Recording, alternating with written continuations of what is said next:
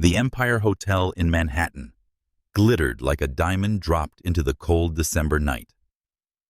From the street, its glass facade mirrored the snowy sky, but inside the grand ballroom blazed with gold light, chandeliers dripping crystal like frozen raindrops.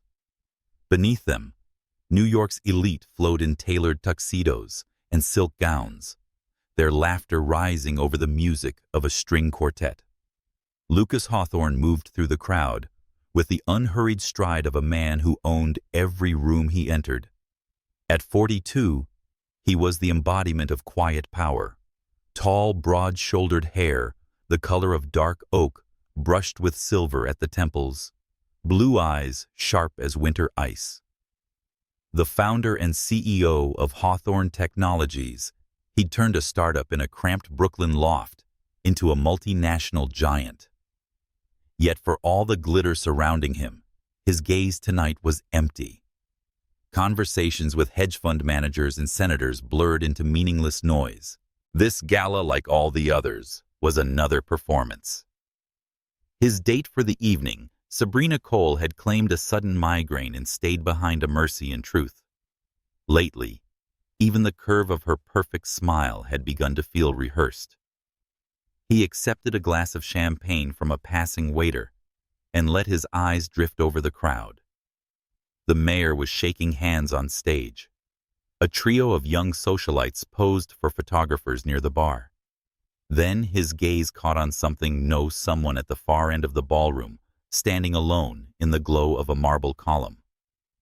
She wasn't draped in jewels or swathed sequentially like the other women. Instead, she wore a deep sapphire gown that skimmed her curves with understated elegance, the fabric catching the light like ocean water at dusk. Her hair, tight natural curls, framed her face like a crown, and her skin, a rich warm brown, seemed to draw in the light around her, only to release it in the shimmer of her deep-set eyes. Alicia Morgan. The name struck him like a bell in a silent room. His hand froze mid-air, the champagne glass trembling. 3 years had passed since their divorce. 3 years since the last slammed door. The final accusation, the bitter signatures on those cold legal papers. And yet the sight of her now across a sea of strangers sliced through him as sharply as the day she'd walked out. Memories unspooled without mercy. Late-night talks over takeout. Her laughter on the Brooklyn Bridge. Her hand fit perfectly in his. But it wasn't Alicia alone who made his pulse stutter. At her feet stood 4 small boys in miniature suits.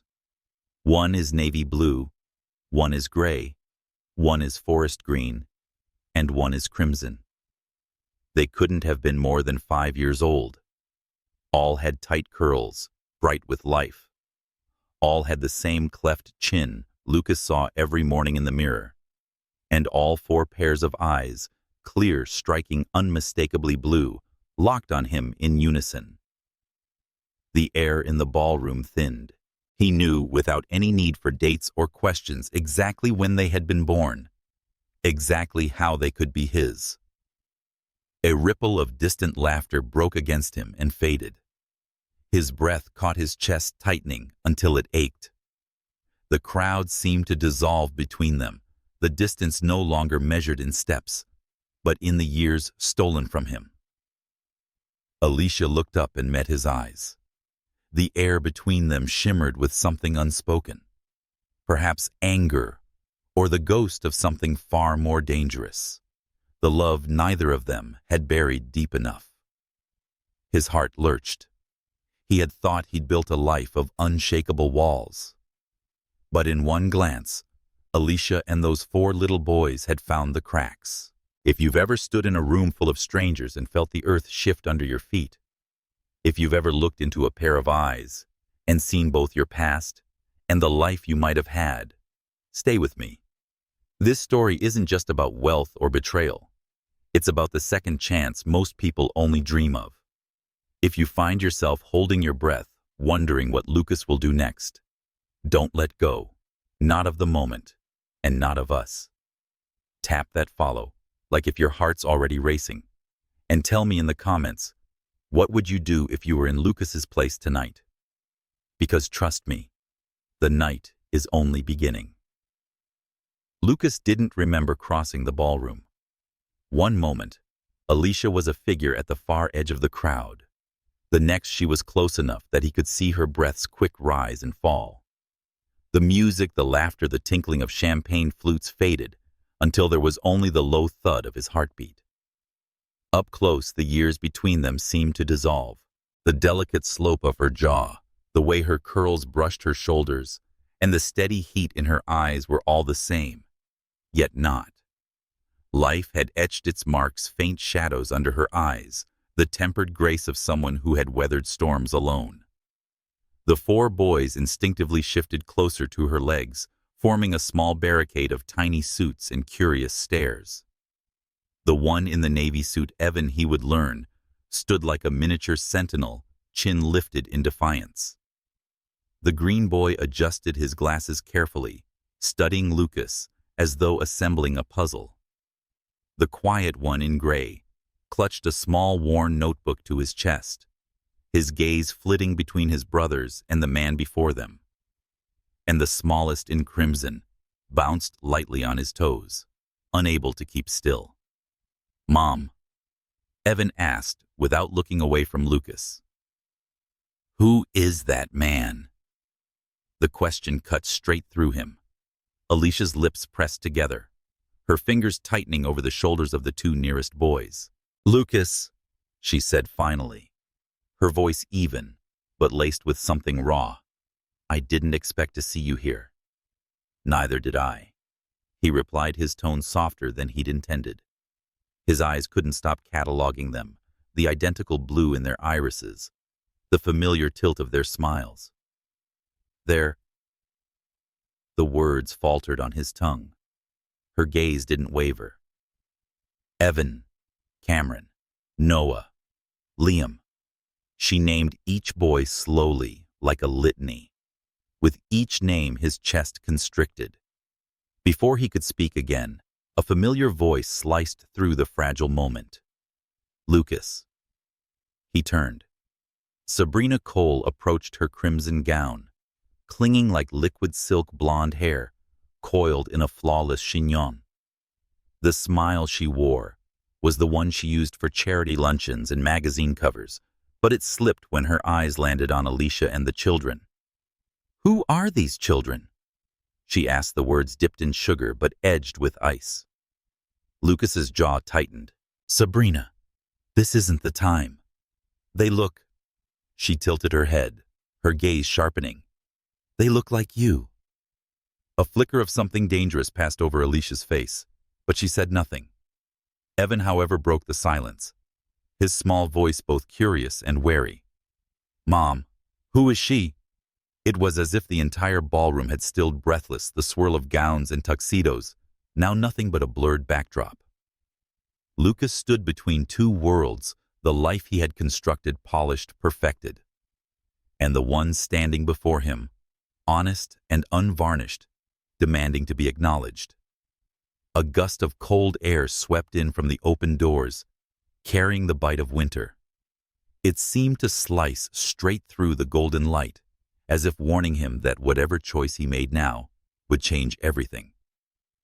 His eyes met Alicia's again. There was no softness there, no invitation, only a guarded steadiness, as though she were bracing for whatever storm might come next. And for the first time in years, Lucas felt the ground shift beneath him in a way that had nothing to do with business or power. Because no matter how tightly he'd held the reins of his life, he knew in that moment that he was already losing control. Lucas didn't trust himself to speak another word in the middle of that ballroom. Not with Sabrina's gaze narrowing, Alicia's boys standing like watchful sentries at her knees, and certainly not with half the city's most influential eyes trained on them. "Excuse me," he murmured, his voice low, almost graveled with restraint. He looked at Alicia, holding her gaze just long enough for her to understand he wasn't asking. He was pulling her out of this gilded fishbowl. She hesitated, a flicker of defiance in her eyes, then gave a slight nod. With a gentle gesture to the boys, she sent them toward an older couple near the refreshment table. People Lucas guessed were friends, or perhaps neighbors.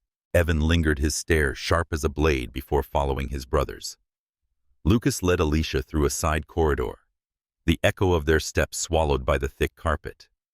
They slipped into a smaller lounge adjacent to the ballroom with walnut panels and soft lamplight, offering refuge from outside din. A fire crackled in the marble hearth, scenting the air faintly with cedar. For a moment neither spoke. The space between them felt charged, brittle as frost. "You didn't tell me," he said at last, his voice low but steady. "4 boys?" "Alicia. Our boys." Her chin lifted slightly. "I tried." Lucas frowned. "No, you—" "I called your office 15 times." She cut in, her voice measured, but trembling beneath the control. "I sent emails, 3 letters by certified mail. Every attempt came back unanswered." Her eyes didn't flinch from his. "Your assistant told me you didn't want any contact with me." The words landed like a stone in his gut. "Karen. She said she was speaking for you." Alicia's expression softened for the barest moment, not in forgiveness, but in the weariness of someone repeating a truth no one believes. "After a while, I stopped trying. I had 4 newborns, Lucas. I didn't have the strength to keep knocking on a locked door." He turned away, the fire's glow catching on the hard line of his jaw.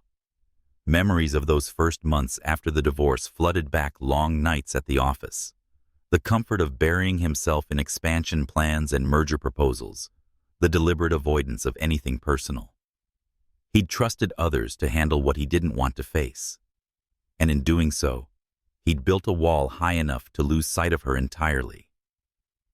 "They're mine," he said quietly, almost to himself. "They're ours," Alicia corrected, her voice soft but unyielding. Lucas faced her again. He saw it all in the lamplight. Now, the exhaustion etched at the corners of her eyes, the steel that had kept her upright through fever's tears and sleepless nights, the grace that had never been for sale. Before he could speak further, a sudden flash of light bled through the frosted glass pane in the door.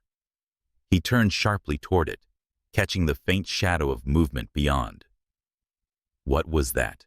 Alicia's brow furrowed. "I don't know." Then his phone vibrated in his pocket. He pulled it out, and the screen glowed with an unknown number, 1 new message. He opened it. A photograph stared back at him. The image captured just minutes ago in the ballroom, himself, standing before Alicia, the boys at her side, their faces turned toward him. Beneath it, a line of text: "The billionaire's secret family. How much is this worth?" The muscles in his jaw clenched, his breath hardening into something sharp. He turned the phone toward Alicia. She inhaled sharply, her hand instinctively pressing to her collarbone. "This isn't just curiosity," he said, voice low and certain. "Someone's watching us." Alicia's lips tightened, but her eyes stayed on the photo, as though memorizing every detail of this violation. And in that moment, Lucas knew 2 things with absolute clarity. Whoever was behind this was playing a dangerous game, and he would not allow his children to become collateral.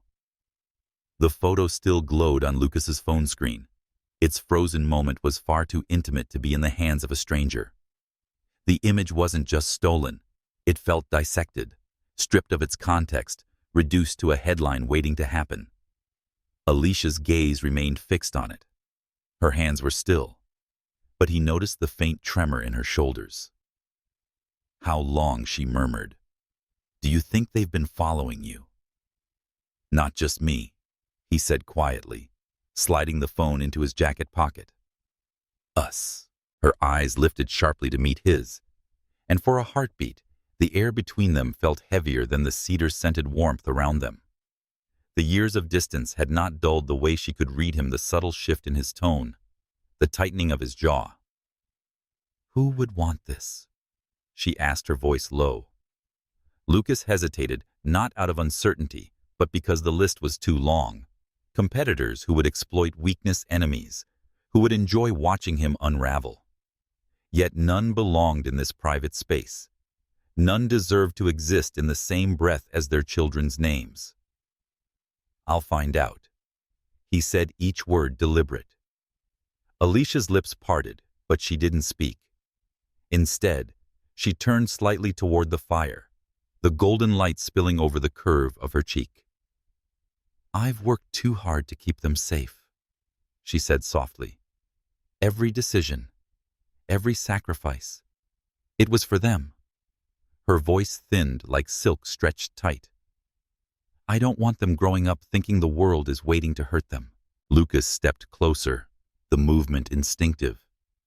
"No one is going to hurt them.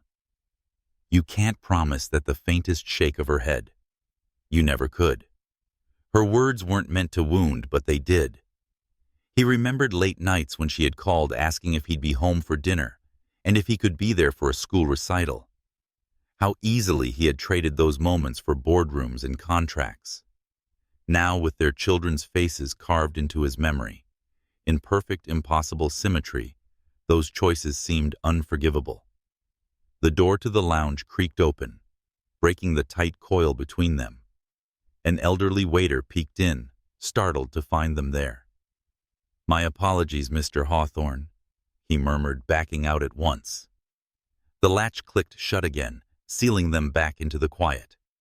Lucas exhaled slowly. "I'll make arrangements tonight. Security, privacy, whatever it takes. Until I know who's behind this, we have to assume they'll try again." Alicia turned to face him fully, her eyes steady, despite the undercurrent of fear. "If you mean to be part of their lives, Lucas, understand this. There is no halfway. You either show up or you don't. They've already lived 5 years without you. I won't let them hope for you, only to lose you again." Her voice was not a threat, but a line drawn in the sand. He stepped into that space between them, not closing the distance entirely, but enough for her to feel the weight of his resolve. "I'm here," he said, his voice low. "And I'm staying." Something shifted in her eyes then. Not trust, not yet, but a faint loosening of the guard she'd kept so fiercely. From beyond the door, the muted sound of the gala filtered back polite applause. The murmur of voices a piano chord struck too sharply. But the world outside the lounge no longer mattered. For Lucas, the night had taken on a different shape. It was no longer about shaking hands, making alliances, or being seen in the right company. It was about the 4 faces he couldn't unsee, and the unseen threat that had just stepped out of the shadows. Somewhere in the city, someone had chosen to play this game. They didn't yet understand who they were up against. The morning after the gala broke soft and pale over Brooklyn, the winter light diffused by a thin veil of cloud. Lucas found himself standing outside a modest brownstone, its red brick warmed by decades of quiet stories, the kind of home that carried the scent of coffee and lived in love. He held a bouquet of white lilies in his hands. Alicia's favorite, a detail that had survived 3 years of silence. When the door opened, she stood in jeans and a cream sweater, her curls gathering high. There were no diamonds or ballroom sheen, yet she radiated a beauty more striking than anything he had seen the night before. Her deep brown eyes met his with caution, not welcome, but not rejection either. "You came," she said, her voice carrying no surprise, as though she had expected him to prove her wrong. "I said I would," he replied. Inside, the air was warm and threaded with the scent of toast. The walls were lined with children's drawings, uneven houses, smiling stick figures, a lopsided star. He paused at one particularly vivid crayon piece. 4 boys holding hands, a tall figure beside them. The kitchen table was a riot of mourning, 4 small plates, 4 mugs of cocoa crumbs, scattered like confetti. At the sight of him, the boys stilled. 4 sets of blue eyes. His eyes turned toward him, their expressions a mosaic of curiosity, wariness, and in one case, barely restrained excitement. Evan, in a superhero t-shirt, was the first to speak. "You came," he said, echoing his mother's words but with an edge of appraisal, as though measuring truth against expectation. Lucas smiled faintly. "I wouldn't miss it."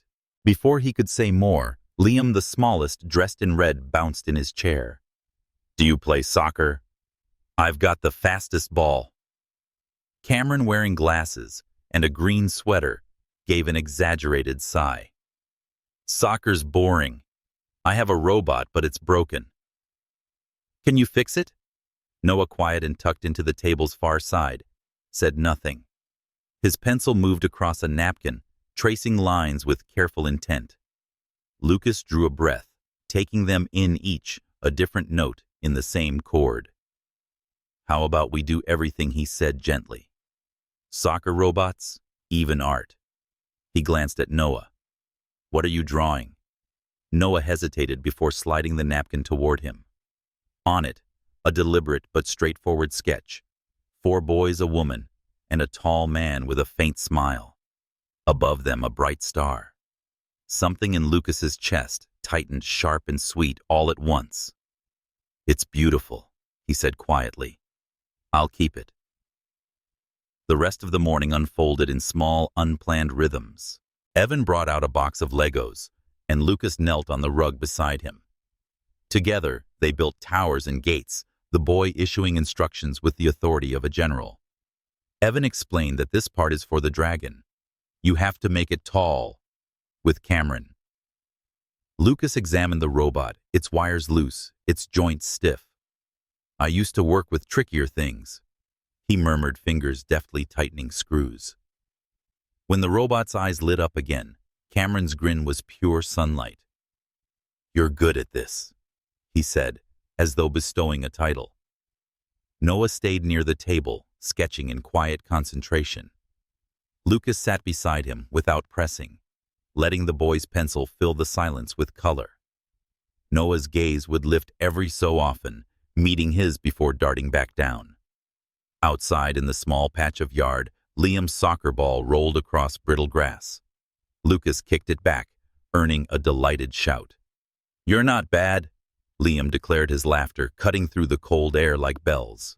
From the kitchen doorway, Alicia watched, her hands wrapped around a mug of coffee. There was something unreadable in her expression, part pride, part ache. When Lucas returned inside, she drew him slightly aside. "If you mean to be in their lives," she said softly, "remember, they're not a meeting you can reschedule. They'll expect you. They'll believe you until you give them a reason not to." He met her gaze, the hum of the morning still in his blood. "I'm not going anywhere," he said, and in that moment, he meant it with every cell of his being. The first knock came just after dawn, sharp and hollow against the quiet of Alicia's brownstone. Lucas had risen early, restless from a night of images he couldn't shake Evan's unwavering gaze. Cameron's pride when the robot blinked to life.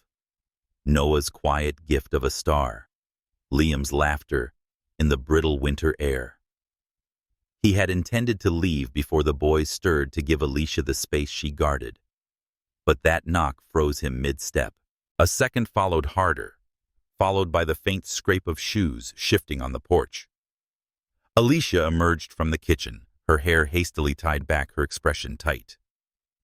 "They've been here since before sunrise," she murmured. "I told the boys it was nothing." Lucas moved to the front window and parted the curtain just enough to see. Across the street, 2 vans sat with their engines idling. Lenses glinted in the gray light.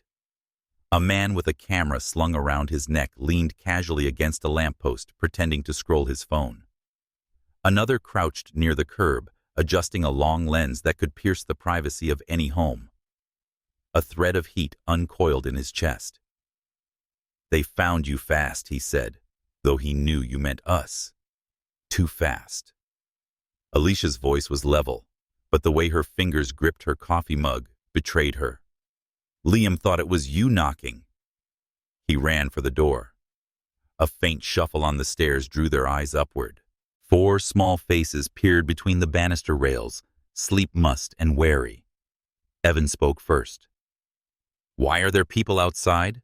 Lucas stepped toward them, lowering his voice, but not his conviction. "They're just curious. You didn't do anything wrong." Cameron hugged his robot to his chest. "Are they trying to break it?" "No one will touch it," Lucas assured him. Noah lingered in the back, his sketchbook hugged tight, while Liam padded down the stairs in his socks, eyes wide.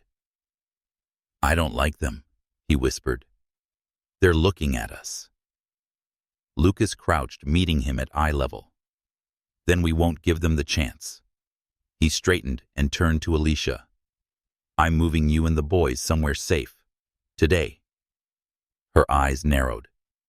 "Is this about you protecting your image or protecting them?" "Both," he admitted without flinching. "Because they're linked now. Whoever's behind that photo. They won't stop here." She studied him for a long moment, then nodded. "For them," she said quietly. "But understand, Lucas, I agree to this because I will not let them live in fear." Within the hour, a black SUV eased to the curb, followed by a second vehicle with tinted windows. Lucas's head of security, a tall man in a dark coat, stepped inside to coordinate. The boys' belongings were gathered quickly. Cameron's robot, Noah's sketchbook, Evan's carefully guarded Lego ship, Liam's scuffed soccer ball. Evan lingered by the door, his small hand gripping the handle. "Will you come with us?" He asked the question heavy for its simplicity. Lucas met my gaze as soon as I could. It was a promise he could feel settling in his bones. Outside, the reporters stirred as the front door opened, shutters snapping in rapid succession. Lucas shielded the boys as they climbed into the SUV, the tinted glass swallowing them from sight. Alicia followed last, pausing only to glance back at him. Her look was not gratitude, it was a warning. She had seen him leave before. She was daring him not to do it again. As the convoy pulled away, Lucas stood on the porch, his reflection faint in the window, the pale winter light casting long shadows across the street. Somewhere behind the glare of those cameras was the person pulling the strings. He turned back inside and pulled out his phone. There was no room left for hesitation.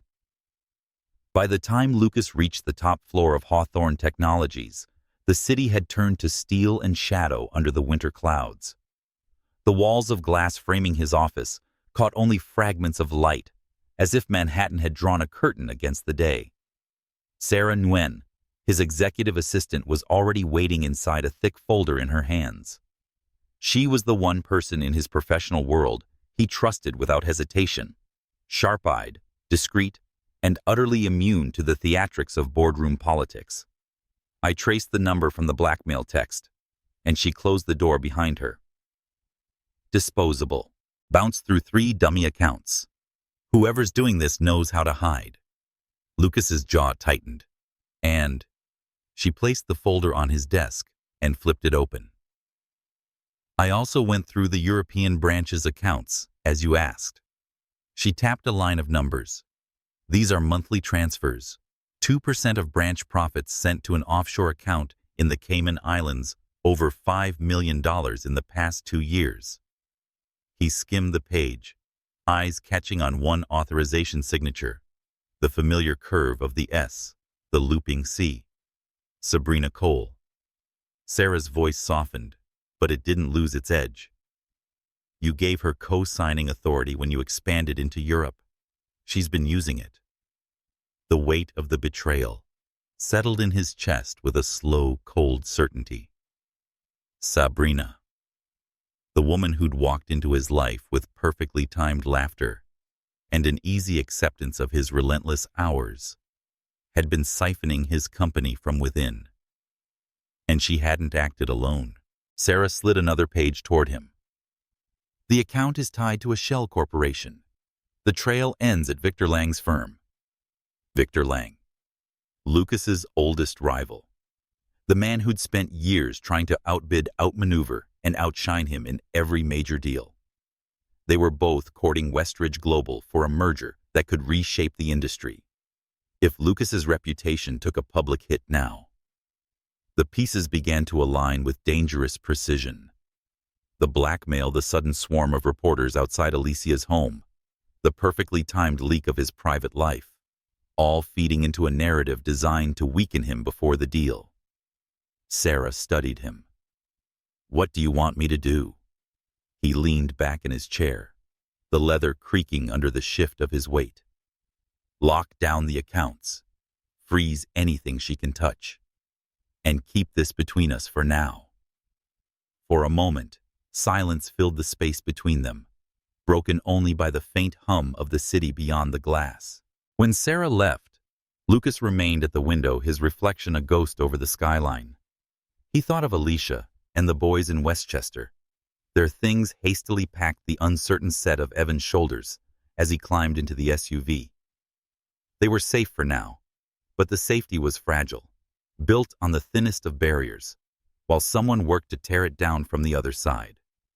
His phone buzzed a message from an unknown number. The billionaire and his secret family. 1 million for silence. Deadline 48 hours. Attached was a photo of him in the yard at Alicia's. Liam mid-laughed, the soccer ball in motion, Lucas caught in the act of blocking the shot. A moment that should have belonged only to them. He set the phone down slowly, as though its weight might crack the glass beneath. There was no longer any doubt. This wasn't only about business. Whoever was behind this wanted to dismantle every part of his life, the company he'd built, and the family he'd only just rediscovered. And if they thought he would let either slip away without a fight, they had chosen the wrong man to provoke.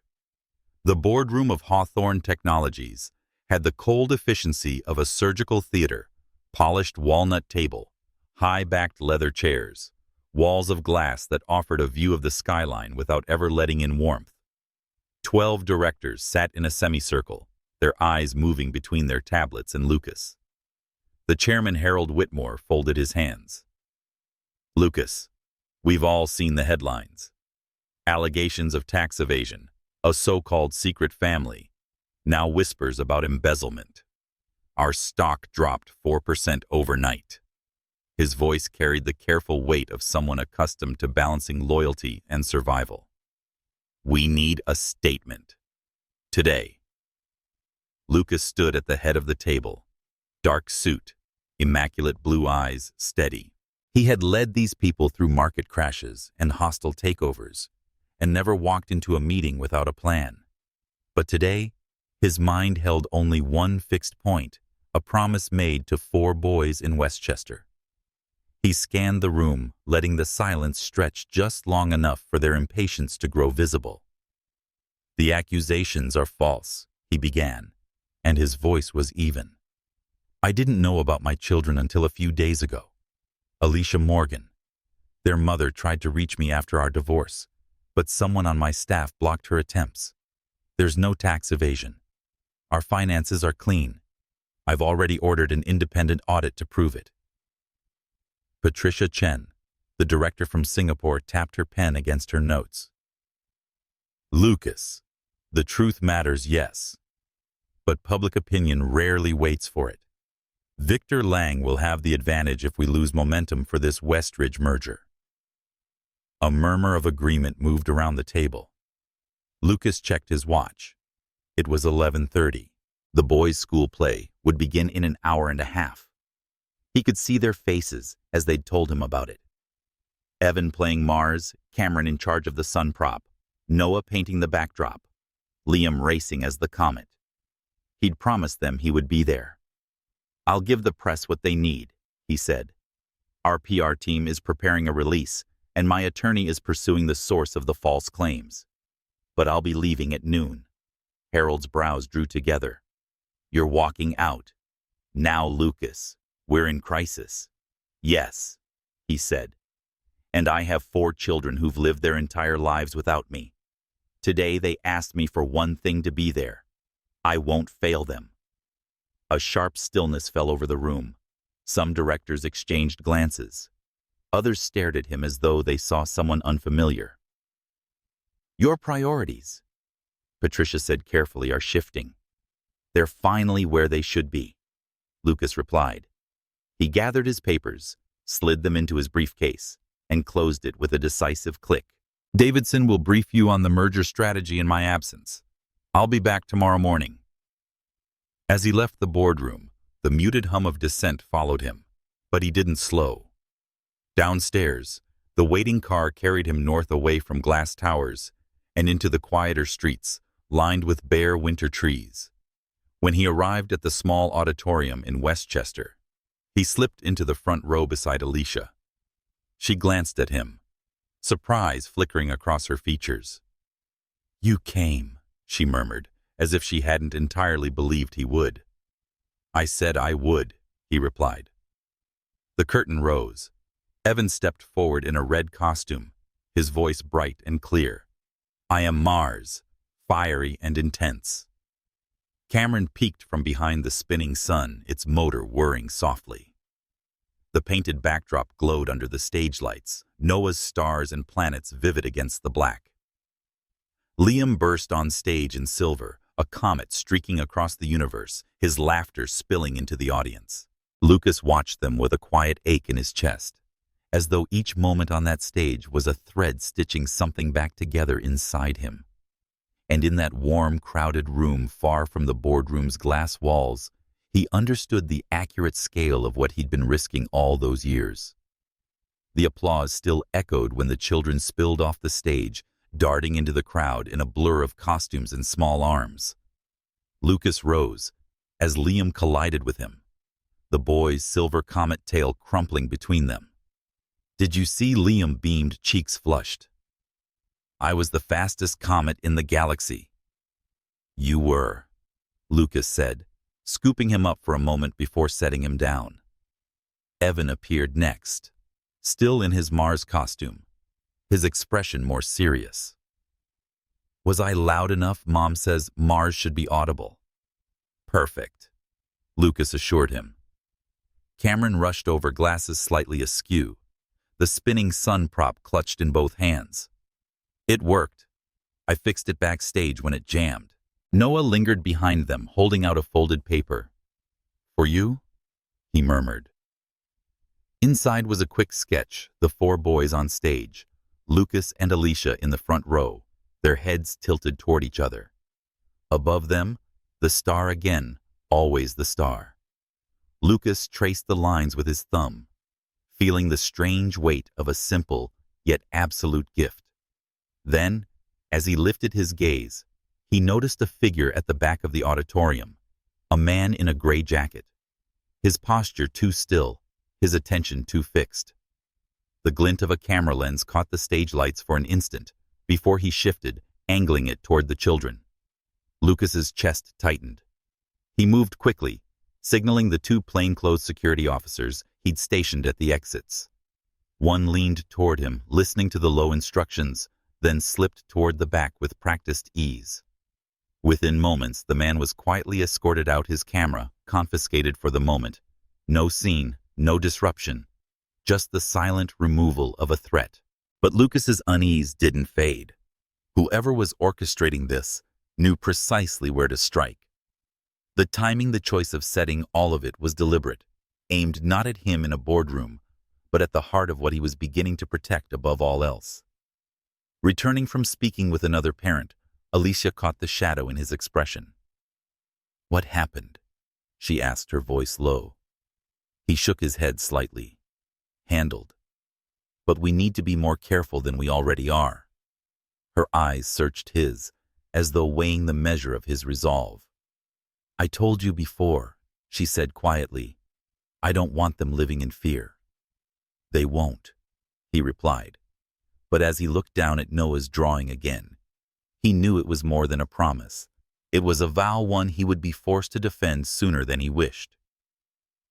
The ride back to the safe house was filled with the boys' excited retelling of their parts in the play. Evan argued with Cameron over who had been more critical, Mars or the sun. Liam insisted the comet should have been the main character. Noah, seated beside Lucas, drew a second version of his star, this one brighter, its light spilling beyond the page. When they reached the quiet drive lined with skeletal winter trees, Lucas lingered in the car after the boys ran inside. The evening had settled heavy in his chest, joy wrapped tight around a coil of anger. He pulled his phone from his coat pocket. One new message. It was from the same unknown number. $1 million, 24 hours. The photos can also be taken at any outlet in the city. Attached was a fresh image Liam mid-spin on stage, his comet tail a silver blur, Alicia visible in the front row, Lucas leaning toward her. The intimacy of the moment made the threat all the more venomous. Lucas closed his eyes briefly, not to block it out, but to burn it into memory. This wasn't just an intrusion anymore. It was a violation. When he stepped into the house, Alicia was helping Noah out of his coat. She looked up at him, reading his face before he spoke. "It's worse," he said. And though she didn't know the details, she nodded once, her voice quiet but confident. "Then, we face it." Lucas had imagined this moment more than once in the past week, its shape changing each time, sometimes cold and calculated, sometimes laced with the fury that had been building since the first photograph appeared. But when Sabrina finally stepped into his office that evening, draped in a black dress that shimmered like oil, he felt something quieter, heavier settle inside him. She closed the door without waiting for permission, her heels clicking a slow rhythm against the polished floor. She said, "You've been avoiding me," her smile small and tight. "We're a team, remember? Or have you forgotten that now you've found yourself a ready-made family?" Lucas remained behind his desk, his posture still, his eyes on her like a steady beam of winter light. "Sit down, Sabrina." She arched a brow, but obeyed, crossing one leg over the other, her hands smoothing the silk against her knees. "Is this an interrogation? Because if it is, I'd like my lawyer present." He pushed a folder across the desk toward her. $5 million, transferred to an offshore account. Your signature on every approval. Do you want to explain that? She opened the folder, glanced at the pages, then deliberately shut it. These were routine transactions. If you think otherwise, maybe you've forgotten who's kept this company steady while you've been distracted. Her gaze flicked pointedly to the family photo he'd placed on the corner of his desk, Noah's drawing framed under glass. Lucas's voice sharpened. "Don't mention them." Why not? She asked, her tone suddenly syrupy, dangerous. "Do you think they're safe from the world you live in?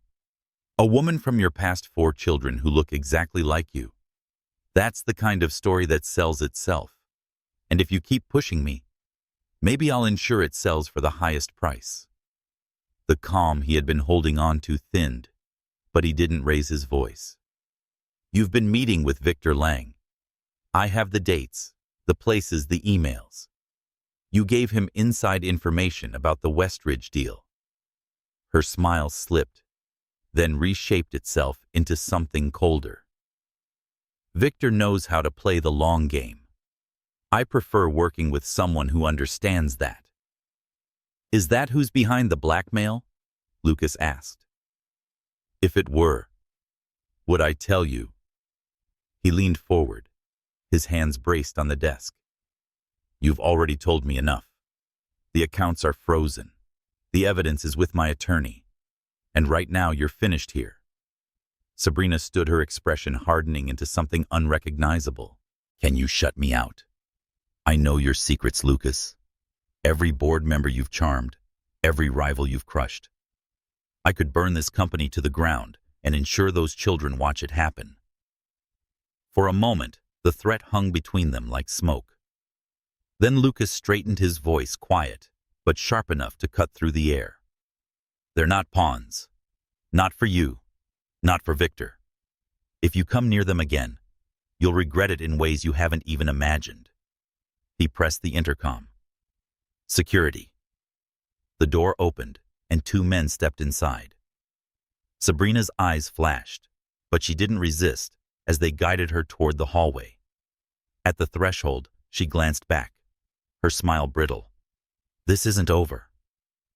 When the door shut, the silence in its wake felt deeper than before. Lucas sat heavily in his chair, staring long at the framed star on his desk. Outside, the city's lights glittered, like 1,000 watchful eyes. Victor Lang was waiting for his turn in this game, somewhere in that sprawl, and Lucas intended to meet him there on his terms, but not before ensuring that the shadow cast over them would never again touch Alicia and the boys.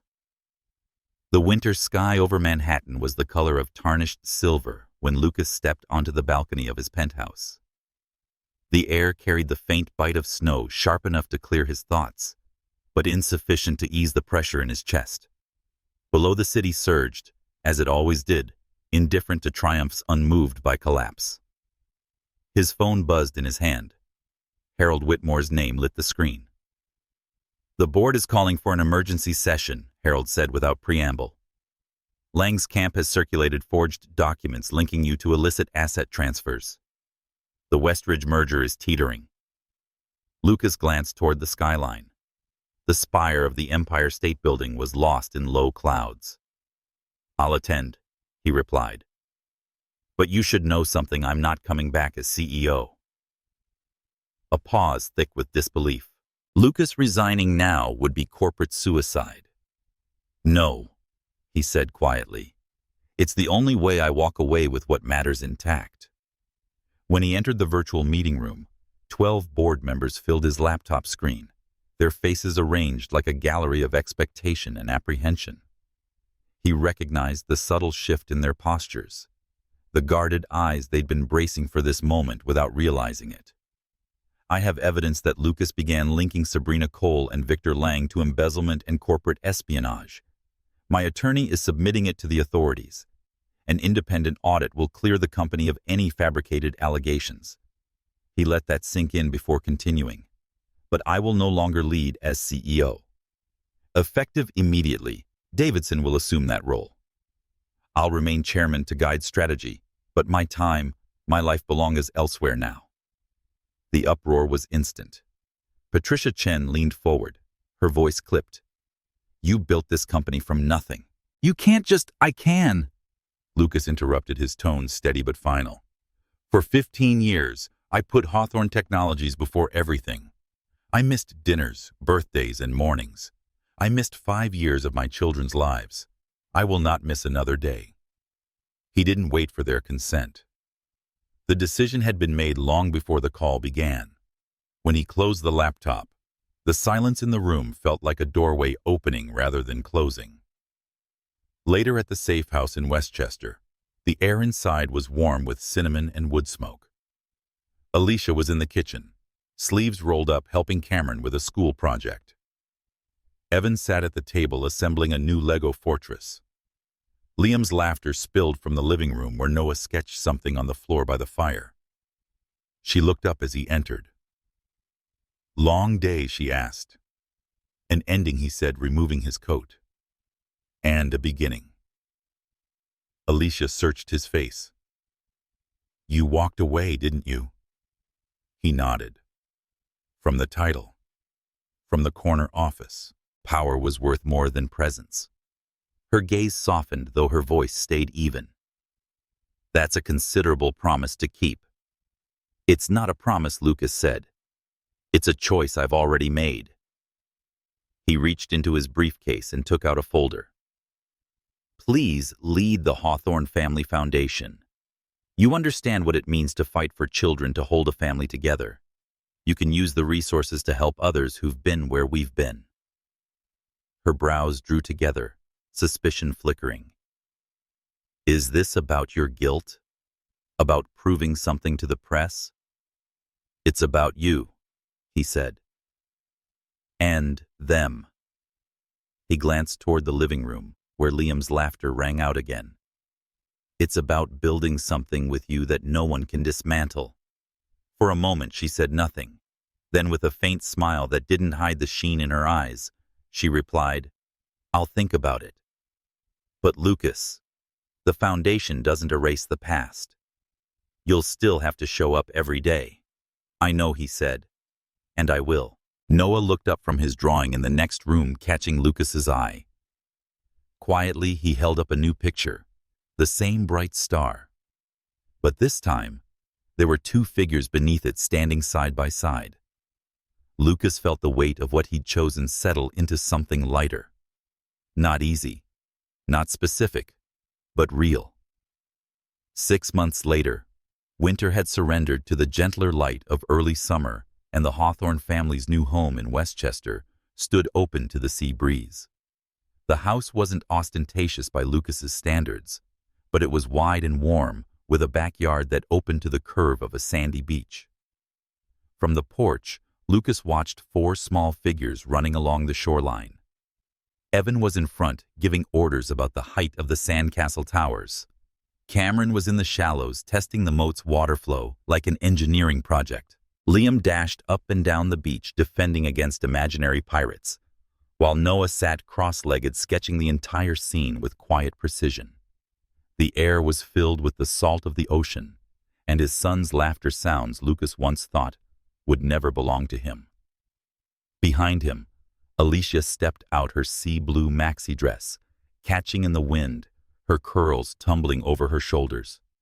She carried 2 glasses of iced tea and set one beside him before sitting. The sunlight caught the deep brown of her eyes, softening the guardedness that had lived there for so long. "The foundation reports came in this morning," she said, a note of pride in her voice. "The scholarship program's already helping 20 families. We've had applications from across the country."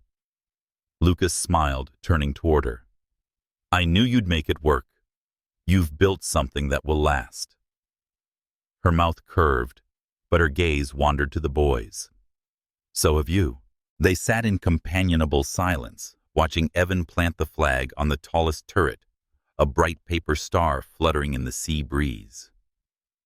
"Do you ever miss it?" Alicia asked suddenly. "The company?" She nodded. Lucas leaned back, considering. "Sometimes I miss the challenge, the weight of steering something that big. But then I see this."